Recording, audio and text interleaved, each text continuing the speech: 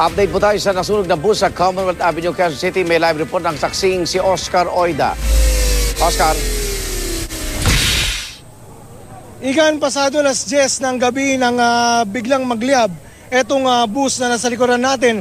Ayon sa mga saksi, naalarma na lamang daw sila na makita nilang mabilis na umaatras etong pampasaherong bus na ito na nagliliyab.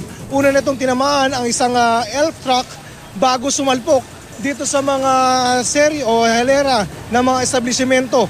At dahil nga dyan, nadamay na itong mga establishmento sa sunog at tumagal ng ilang minuto bago ganap na napula ng mga rumesponding bumbero.